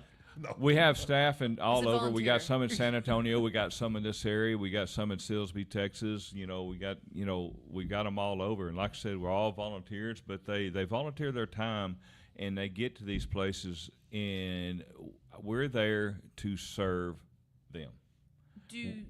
Go ahead. I'm sorry. That's our job. We're there. We cook. We clean. Mm-hmm. We, if they don't know how to clean their animal, we show them how. We're not going to do it for them, because if we do that, then we're taking away from them. We show them and assist them and show them how. And I can't tell you how many veterans we've had that's never hunted before. And now most of them, the ones that's gone out with us, are avid hunters. We had one, he'd never hunted before, and he says, "That was great. I don't care if I ever hunt again." But he loves to fish. So, but so do you just it's all supply about the getting them out. gear? Is that because you said you have people that show up that never done it? So I'm assuming you maybe supply some right. of the We gear for them. we'll bring extra firearms if they don't have one. We have them for them to use. We don't give them a firearm. The reason we don't do that is because for the money we'd spend on that, we can get more veterans in the outdoors. And the same with fishing gear. If they don't, now the boats we're going out in Port Aransas, they supply all gear. That's part of what we paid for. Now, as far as anybody that wants to fish before or after, I'm going to bring several fishing poles, and if they don't have any, we can all just fish off the land and have a good time. So is that stuff you need donated besides money? Do you guys donate gear, or you just take money as donations? Well, either. Okay. I mean, because like I said, we take firearms, extra firearms. We try to get them That's as something many. to get one of those big box hunting places to see if they can donate some stuff for you guys. Hey, we'll take anything. We even had a guy that was in the hunting industry that wound up, donating all his gear that he had gotten over the years. And we had a big dove hunt in Olney, Texas, and we just set it out on the backs and told the veterans, "Hey, come get whatever size you want." So you'll take donations of older, like used gear too, or? And honestly, we would rather fishing gear have, is kind of easier, but guns might be a little do you trickier. go out to Olney, Texas a lot? We do 3 different areas in Olney. We do an all-day hunt in one place, we do a dove hunt in another place, and we do the Jessica Chance Memorial Hunt in another because place. there is an amazing barbecue out there, and he is an amazing giver of all people. I know him very well. He's Big part of the lease. Big Love? Yes, we sir. know Big Love. Big Love's barbecue, man. Big Love's barbecue. Yeah. He is part. He is part of He's a the. hunter. He was there at the very beginning of the Jessica Chance Memorial Hunt before it became the Jessica Chance Memorial Hunt. Oh, I'm wow. not surprised. Yeah. Because, Big Love, and he used to be Avid here in hunter. Dallas, avid hunter, and he moved out to Olney, and he's got this amazing barbecue place. The food is phenomenal. And I love his breakfast. I get the breakfast large tacos? biscuits and gravy Oh, yeah. every time. So yes, Big he Love. was there whenever we did the first hunt ever out there. We're gonna and need then some the DoorDash, next year, Big Love. become the Jessica Jets Memorial. But yes, he's been there from the beginning of that trip. So when you guys are at Pinups and Pistons, are you gonna have some like ways for people to sign up and have some trips that people can see that they can come up to? Or I've sent Mitchell a packet of information that if they want, he can, they can pick it up, and it tells all about hunting with soldiers. There's QR code on our website. Right. There's QR code. They want to donate. There's QR codes for that. It's all the information about us and what we do, why we do it. And like I said, and it gives our website and I believe our Facebook as well. So if that way they can, if they're a veteran, they want to get on there. So we don't accept random applications. It's got to be for a specific listed hunter fishing trip. Okay. And our rule is on a regular, not the sweat equity, but on the regular hunting trips, they cannot have been out with more than 2 organizations multiple times with the same organization, because unfortunately in this business there are a lot of professional freebies. And they forget the saying, "I am my brother's keeper." I didn't even but think as about far as that, like Shame on our sweat equity trips where they go on, they can go on several because we're helping the landowners. Right. And And then they go like the Children of Combat Veteran hunts and stuff like that. So there's several different ways that they can participate in our organization. Great. And we'll have all that there. I'm so excited to have you guys there. I'm so excited that we put this all together. Yeah. Well, you're going to be so excited to have Mitch there, and It'll be a lot of fun. I've got one, possibly another veteran that will possibly be there to help that's been on our trips. Better be in the 1950s outfit. To me, these guys. I see the slicked back hair right now. I see it. The rolled up sleeves. I'm going to see him for the 60s. Not too. I might have some disco gear. The Kaneki look, right? The grease connect, like Rolled Kaneki. sleeve with the cigarettes and the Chuck Taylors. Hell yeah. Bet. All right. Anyway. So on May 3rd, Pinups and Pistons at Indian Motorcycle, Fort Worth Indian. You can come on out and help support Hunting with Soldiers. You are supplying, by your donations, by your presence, by you coming out and supporting, you are helping our veterans throughout the state of Texas and further to heal in every which way possible, either hunting or fishing. Hunting with Soldiers is not a government-run organization. They rely on their donations, and you are helping so many of our veteran heroes by taking them out and just providing this service for them. And I can't thank you guys enough for what you guys do each and every day. Well, I just want to say thank you to Mitch because he volunteered. I put it out there, and I've got a couple of others that have volunteered as well. He's really stepped up. He's a great guy. And whenever you're out there, y'all just come up there, give him a big handshake. If you're real pretty, give him a big hug. I'll send all the pinups your If way. you're not real pretty, give him a big hug. I'll send all the pinups your way. Since I'm going to be there, what time does that event even start? So here's how it goes. If you are a car or bike and you want to register to be in the show, registration starts at 9 a.m. It's $30, and every penny collected from that registration fee goes directly to Hunting with Soldiers. Oh, that's awesome. So the event actually starts at 11, but the registration starts at 9. So 11 to 3. 11 to 3. Might last a little longer. I mean, there's going to be a lot of people coming around, but set up the booth. We'll talk about that later. You can show up as early as you want, but the girls will be down there about 8:30 setting up. We got I'll be down there at 8:30. Okay, I'll be down there. Girls be there setting up. I'll be there at 8:30. I'm back on single status again. we got the Kiowa helicopter coming from Fort Worth Aviation Museum. Oh, wow. I got an axe throwing company coming that's veteran owned. We got a bunch of food trucks. I got this cool. Got a tank. Got a tank. Well, it's like a SWAT security. Texas Security Force is coming out, and they got a tank thing. Yeah, armored truck. We got this cool food truck that I'm excited to taste. It's a Asian Mexican egg roll company called Soy and Salsa. Ooh. I'm excited. I'm curious. That sounds kind of an interesting mixture. Yes. Yes, it does. It's almost down. fusion. And we got taco truck, and we got the soy and heaven cakes with jalapeno funnel cakes. Yes. But remember, register your car, register your bike, because your money for those registrations will go directly to Hunting with Soldiers. So the more cars, the more bikes we get out on May 3rd, the better we can help our veterans and Hunting with Soldiers supply more trips. There's no pre-registration. You just show up at 9 o'clock. First come, first serve for the spots. $30 for bikes and cars. And we have custom trophies made by Lincoln Tech that is being made right now. They are made out of multiple sizes of pistons. They are custom made. Thank you, James Coulon, for getting those trophies for us, collecting those pistons for us. And Lincoln Tech. And if you want to be a pinup girl, if you want to be a pinup It's Do you free. want to be a pinup girl? I'm good. It's free to be a pinup. It's free and to the be a prices pinup. are great. It's $300 from Indian for first, $200 for second, $100 for third, or Maybe I will 100. do it. Yeah, $100 for third, and best in show. You just get some good stuff. One thing, you know, once again, Hunting with Soldiers is 100% volunteer staff. Everything we raise goes to getting our combat veterans into the outdoors, and also we do some trips on some of our sweat equity trips. We do include non-combat veterans as well, because it allows them to come back into the camaraderie that they miss the most. And so we have no paid staff. Everything we do for our veterans, we pay for. They're paid to us as a handshake.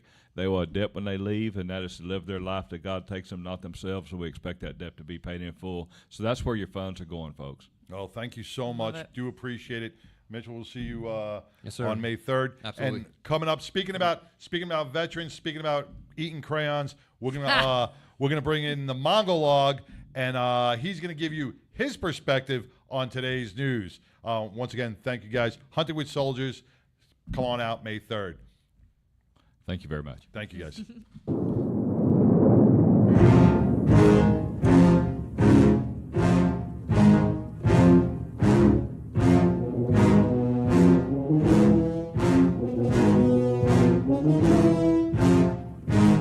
Mongo!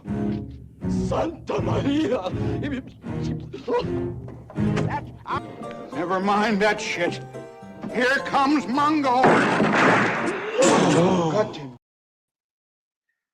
I really like that opening. All right, guys, here we go one more time. Today's monologue is titled Human Extinction. I have suffered too many concussions and too much serious head-to-toe trauma over my years. When I started researching this week's monologue, it was on a completely different subject. One article led to a different story, which transitioned to another perspective on the topic, and the next thing I knew, my scattered brain went totally off the rails in a different direction altogether. Brain damage indeed. I say it's nothing short of genius. So this monologue is a week delayed, but here we go.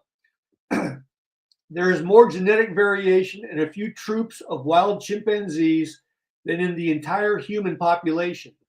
Lack of genetic variation is never good for a species' survival. What's more, over the past few decades, the quality of human sperm has declined massively, possibly leading to lower birth rates. The exact cause for this, nobody is really exactly sure. One of the sources of degradation in the environment is because of human pollution. This certainly is one of the factors. Another may be stress, which I suggest could be triggered by living in close proximity to other people for long periods of time. The most insidious threat to humankind is something called the extinction debt. There comes a time in the progress of any species, even ones that seem to be thriving, when their extinction will be inevitable. No matter what they do or what they do to avert it, like all species, we humans are destined to disappear from the planet. That's simply the way nature works.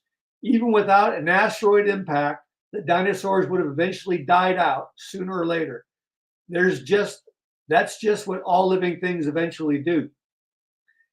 Whatever the cause, the extinction of Homo sapiens will be relatively soon, in geological terms anyway, within the next 10,000 years. Homo sapiens are therefore essentially a dead species walking. Evolutionary theory suggests that species succeed when they are sparring partners, when they have sparring partners. We need to fight because we thrive with competition. When the competition is eliminated, stagnation sets in and the species becomes more subject to circumstances of the external environment as well as the forces acting from within the environment. Short of a nuclear weapons exchange, the release of another bioweapon, or an actual unexpected natural phenomenon, such as a collision with a planet-killing comet, life on Earth probably isn't ending anytime soon. More than probably, not even in our grandchildren's lifetime. That, however, does not mean that the doomsday clock isn't already counting down. Unfortunately, humans have an amazing capacity to complicate their lives in the name of science, innovation, and convenience. If we keep moving forward with our convenient solutions and our exciting, that's so cool ideas, we may be on the off-ramp to extinction already. The Amish community of America may one day be erecting barns to to become tribute museums to a failed lifestyle highlighted by cool ideas. The question of human extinction is not merely a morbid curiosity, it's a critical inquiry that forces us to confront the fragility of our existence. Only recently did people realize that the physical universe could continue aimlessly without us. We can only be responsible for ourselves when we fully realize what's at stake. While numerous threats to humanity persist, identifying the most likely cause of our potential demise requires a careful analysis. Of course, the doomsayers on the left will constantly beat the drum to the tune of climate change and their new best frenemy, another pandemic. Their solution to save society as they want it is relatively basic. They want the elimination of all fossil fuel engines and the total reliance of our society on wind and or solar energy, regardless of our current technology or infrastructure in existence to support this transition. If we would only all transition to electric vehicles and then give our remaining assets to our liberal politicians so that they can continue to dictate our lives according to their Green New Deal, then the media would do their part in continuously telling us how good our lives are. Of course, total submission of our free will to our democratic overlords will be required, although the rules for us wouldn't apply because they, of course, know what's best for us. Let's just wait for a second. Let's take a look at a more unbiased explanation for the possible and unpredictable future demise of humankind. Human societies have experienced climate change since the development of agriculture some 10,000 years ago. Human societies have changed adaptively in response to climate variations, although evidence exists that certain societies and civilizations have collapsed in the face of rapid and severe climate change. Now, if you lean left, you tend to listen to the left-leaning politicians and news broadcasts. You would think that we are on a rapid decline because we fail to recognize what we are doing to our environment through modernization and, of course, driving cars.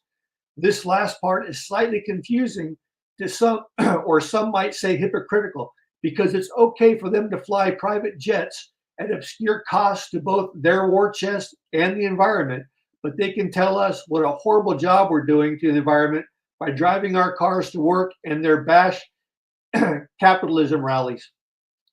So what are some of the solutions, if any? Universities with multiple areas of expertise and the commitment to interdisciplinary research may be the best suited leading to a solution. Universities can actually play a critical role in protecting us. Unfortunately for us, most universities are under the control of liberal douchebags that have sold their souls to the liberal left. Governments tend to be short-sighted, non-government organizations tend to have limited resources, and corporations are not incentivized to protect humanity. They only care about their bottom line and paying their CEOs gross salaries. Throughout world history, growth in global population follows a flat line for most of human history, and then, at the turn of the Industrial Revolution, the line shifts to a nearly vertical line, like a hockey-shaped stick, as the population exploded. The same graph pattern exists, technology and innovation. Flat for thousands of years, and then suddenly along came germ theory, telephones, airplanes, and the internet, all within a few hundred years. Sadly, a graph showing the increasing destruction of our environment has the same shape, too much, as the hockey stick, and unfortunately, it leads to our eventual demise. So, shit, hang on a second. I just lost my entire roll. Here we go. God damn it. Hold still. My screen keeps rotating on me.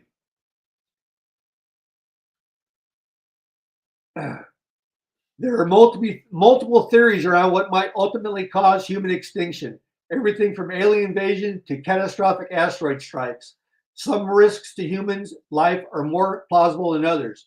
Researchers have a name for these. They call them existential threats. Nuclear war, of course, pandemics, and climate change, as well as AI. Researchers philosophize intelligent robots, unintentionally unleashed on the world, might impose widespread surveillance on humans or outpace us physically and mentally. That would usurp the dominance on the planet, and for many could fundamentally alter what it means to be human. Personally, I've seen all of the Terminator movies, and I think a war with the machines would be awesome. Either Homo sapiens will decline and fall to extinction within the next 10,000 years, or we will make a concerted effort to expand into the universe and potentially live for millions of years away from Earth. Either way, I won't be here to experience it. God, however, may have other plans for mankind. We may all just be characters in the universe that he created. Deja vu is the phenomenon of feeling as though one has lived through the present situation once before. Maybe we're all just living in a continuous loop of life, making the same mistakes over and over, while he continues to hope for one of us, through free will, can actually figure it all out and break free of the repeating loop of life. Free will is a great thing, but maybe humans just aren't smart enough to figure it out and continue to survive on this rock that we call Earth. And that, my friends, is that. Whiskey improves with age, and I improve with whiskey. My name is Mongo. Whiskey goes in, wisdom comes out, and I smoke cigars and know things. Mongo is out, and now back to you in the studio. And I apologize that my...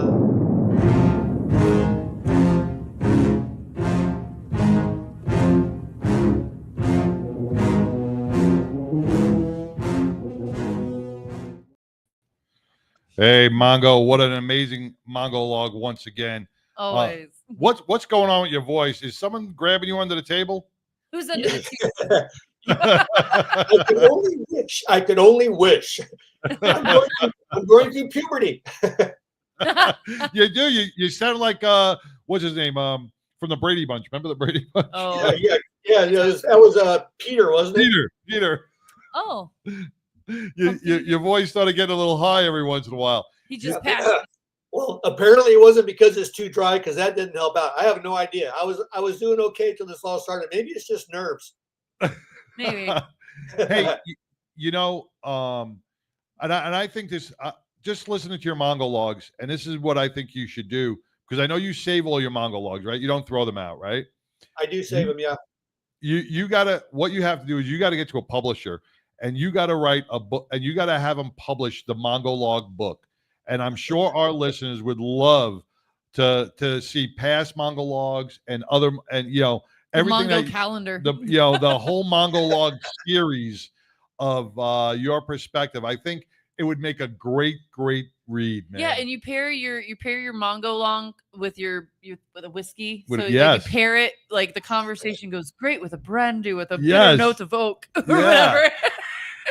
I tell you. Yeah, but after about reading 4 or 5 Mongo logs, you're drunk. Well, I mean, that's, we're all about having a good time. You gotta publish these, man. You're in California. Get with a publisher and get this book, get this Mongo log book out. I don't know if you're gonna get a publisher in California. Maybe you may have to go to a different state. Yeah, it's true. Doesn't align well. Yeah. But Mongo, once again, man, thank you so much. Very informative from your perspective. And our listeners are loving every minute of it. Yes. Well, I'll tell you, I actually have, unless something earth-shattering happens throughout this next week, I've already got next week's Mongo log written. I actually like next week's Mongo log pretty well, but like I said, if there's earth-shattering news, it may shift it and get it shifted down the road, because I may have to report on what's going on. But nothing seems to be changing right now. I think not only should we have the Mongo log that we have every Wednesday, since you have all of this knowledge constantly every day. I know you can't cram it into just the Mongo log. I think you need to do little skits like reels every once in a while so we can post those. Because I know the comments coming out when you're having that whiskey on the patio. Yeah. You need to post those, because I'm picturing it right now. You on the patio with your cigar and go, today's quotes. Yes. Yeah, you should definitely do some daily things. Yeah. And put them out on reels and clips. That would be great. That would be cool. Just sitting out there smoking and drinking today. Yeah. Well, I appreciate the opportunity to opine once a week and get something off my chest. So thank you again. Well, Mongo, thank you, brother. And we'll see you next week, bro. Stay well. Have a good week. What? Oh, adios. Adios. Adios. They grabbed him again. They grabbed him, yeah. Where's Roxy? Man, that was Mongo. That's Mongo with the Mongo log, man. His perspective, and bringing bringing some great insight to you know what everybody's really thinking it and everybody's feeling it's like it. the perspective of like he just watches it all throughout the week and just kind of puts it all in. Like, here's everything that you've been thinking. I'm just gonna lay it all out there. But you know what he said, and it does suck because he writes these like a week in advance, you know, because he does a lot of time and research goes into the monologue, sitting man. on his patio. Yeah, and you know he gets it from so many different news organizations and different editorials. But then all of a sudden he'll get the whole monologue. Then something like you said, earth-shattering happens. He's like, "Oh, I want to talk about that." And he just doesn't have enough time to write it. The whole vibe off, and you get it switched. Yeah. But man, Mongo, thank you again. Thank you, Judy Lamb, Tigger, man. They're big fans. My mama Keith, was on. We got Cynthia on. Got a whole bunch of crew. I want to thank everybody for listening. Like I said, we got some great Massimo from Italy. Yes, Massimo. We got the 2 great events that are coming up is Hops and Props. You can't miss that. That's this Saturday, April 26th at the Fort Worth Aviation Museum. That is, you just walk up, you get your tickets there. There's no pre-tickets. You can get on to their website to get a pre-parking pass because parking is a little tricky, or they're changing it, but there's a lot of space for it. But get your parking pass before the event. But show up, you pay there. You can even get veteran discounts and stuff like that. It's a great event. And like I said, it's all for the Fort Worth Aviation Museum. This is their big event. They don't have a gala. This is their big event. And it is a great beer festival. I mean, for Shinerbach to even want to come and be a part of this, it's getting big. It's a big event. Get history and beers all together. And then Colleen, you know her? No. Oh, first time listener, Colleen. Thank you. Thank you so much for tuning in, Colleen. Where are you tuning in from, Colleen? We want to know. Yes, so Hops and Props this weekend. So full Saturday of beer festivals, and then our biggest thing, our first big event that 99% is doing on their own. We're throwing it all together. We're not jumping on another event. This is our event, Pinups and Pistons, May 3rd. I'm super excited about this. I've been working so hard. You have. You've been vendors and food trucks and everything. So I'm super excited for everybody to get out there and just support a great cause for Hunting with Soldiers and networking too. I mean, just getting out. We're going to do interviews with all of our vendors that show up. We got a Hopes for 22 a day. They're coming out from another state. They are another pinup organization that is about the veterans. We're going to interview them. They got another organization actually going to share their booth with them, another veteran organization. Sweet. So we got a lot of good people coming out to this. It's not just merchandise event. We got info vendors as well. Tattoo Mark is going to be out there. He has been boosting us like a mofo. I love me some Tattoo Mark right now. You know, I saw some of his video today. He lives by AT&T Stadium. Oh yeah, every time he does like a weather forecast from AT&T Stadium. Yes, I'm like he's out on his patio, and right behind him he's got the backdrop is AT&T Stadium, Cowboy Stadium. What a better great place for him to live, man. And I have a spot next to him at the Pinups and Pistons. He's going to roll up his brand new wrapped Jeep. Yes. Because he got rid of the old wrap. Now he's got a new wrap. Yep. He's going to have that at the Pinups and Pistons set up for everybody to look at, get pictures with. Going to be set. He's all excited to be a judge for the pinups. He's going to be our tiebreaker. Yeah. Because we got some celebrity judges. We got Chaz Taylor. Yes. Pro wrestler. We got Mike Kislyak. Yeah. Former Dallas Cowboy. We got Aaron Wild, who is with Hank FM 92.1, and TK, who is the founder of the Celebrity Softball Classic that's held right here at Ryder Field in Frisco. That also benefits all our veterans and first responders. We got Thin Blue Line, Lincoln Tech. Marked by Brock is going to be engraving some of our trophies. If we have time, we're getting all that put together. We got Koala Corner, who's been doing some amazing T-shirts for us. They've kind of the deadline's already passed on there, but what they did is they made T-shirts for us, and part of the proceeds that they made from those T-shirts went to Hunting with Soldiers. Oh, sweet! Nice, so they might have some extras at the event that they can sell, which the proceeds will. Well, we ordered ours. I ordered mine the other day. I ordered mine and Tigger's the other day. Yeah, so come out to Pinups and Pistons, dressed in your best 1950s. Join the vibe. Have some fun. A lot of good music. Yep, it's gonna be a lot of fun. All right, so. Man, this was another amazing show, and we got some big news that's going to happen after May 7th that we're going to be bringing to you. Big news. But May 7th, think about this. May 7th, mark your calendars, because right here in studio here in Fort Worth, Texas, we are going to team up with Johnny Rizzo and Dawn with Motorcycle Mayhem. They will be in studio. They're coming to Texas. So we're gonna have a blast in studio with those And guys. they're in New York. But where in New York? They're in where? They're in Long Island. They're in They're in Long Island. they're Oh, like Queen. No, they're in. Dawn, I think, lives in Queens. so this is Yeah, like Queens. the thick of the thick. Like this Hell is like yeah. New Yorker. Yeah, we're gonna have a big food spread out here for Johnny because Johnny loves to eat, and We got to show him Texas steaks for Johnny hell Steaks. yeah. So don't miss that show, and then maybe we want to come out with us afterwards and meet and greet with Johnny Rizzo from Motorcycle Mayhem after the show. We can definitely Happy do that. hour after the show. Happy hour after the show with Digging Johnny it. Rizzo. All right. So until next week, man. Share this show, like the show, subscribe to our YouTube, man. Follow us, share it with a friend because you never know who you may be helping. And if you could be anything in this world, be kind. Peace.